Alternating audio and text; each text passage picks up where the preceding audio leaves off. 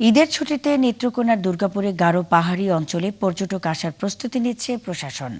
প্রাকৃতিক সৌন্দর্যে ভরপুর এই পর্যটন এলাকায় ঈদে পর্যটকের ঢল নামার সম্ভাবনা রয়েছে। নিরাপত্তা ও প্রয়োজনীয় সুবিধা নিশ্চিতে কাজ করছে উপজেলা প্রশাসন। রাজেশ গৌড়ের তথ্য ও ছবিতে প্রতিবেদন।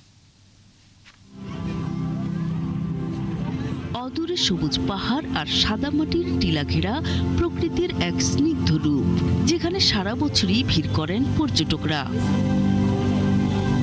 ঈদ ঘিরে চলছে নেত্রকোনার দুর্গাপুর গারো পাহাড়ি অঞ্চলে পর্যটক আসার বাড়তি প্রস্তুতি।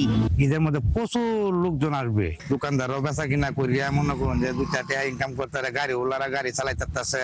ঈদের পরে 10-15 দিন পর্যন্ত যে পর্যটক যেগুলাই আসবে, ওইটাতে আমরা মোটামুটি যে 6 মাসের যে এটা ঘাটতিটা আমরা এটা পূরণ করতে পারবো। খাবারের হোটেল, দোকানপাট ও রাস্তাঘাটে উৎসবের আমেজ। অন্যদিকে সোমেশ্বরী নদীর স্বচ্ছ বুকে ভেসে বেড়াতে ভ্রমণ পিপাসুদের জন্য প্রস্তুত হচ্ছে রঙিন নৌকা। এই যে নৌকা রং করতেছি, আশা করতেছি বালা পর্যটক আসবো, আমরা একটা বালা একটা ইনকামের সুযোগ। আমাদের উপার্জনটা হচ্ছে গিয়ে আপনার ছবির মাধ্যমে। আসলে মানুষ যত আসে আমাদের ছবি তত বেশি তুলি বা আমাদের উপার্জনটা তেমন হয় বেশি।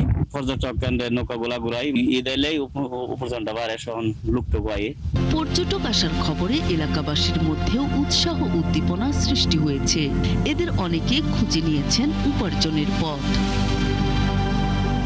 এদিকে পর্যটকদের নিরাপত্তায় সব ধরনের ব্যবস্থা নেওয়া হয়েছে বলে জানায় উপজেলা প্রশাসন। আমরা আশা করছি যে আমাদের এই ঈদের ছুটিতে তারা আসবে এবং সেই উপলক্ষে তারা যদি একদম নির্বিঘ্নে এখানে ঘোরাফেরা করতে পারে এবং তাদের জন্য নিরাপত্তার যাতে কোনো বিঘ্ন না হয়, এর জন্য পুলিশ থেকে শুরু করে এখানে গ্রাম পুলিশের ব্যবস্থা সহ সার্বিক বিষয় আমাদের নজরদারি থাকবে। প্রাকৃতিক সৌন্দর্য আর বৈচিত্র্যময় সংস্কৃতির মিলনে দুর্গাপুর হয়ে উঠেছে দেশের অন্যতম সম্ভাবনাময় পর্যটন কেন্দ্র, বলছেন সংশ্লিষ্টরা।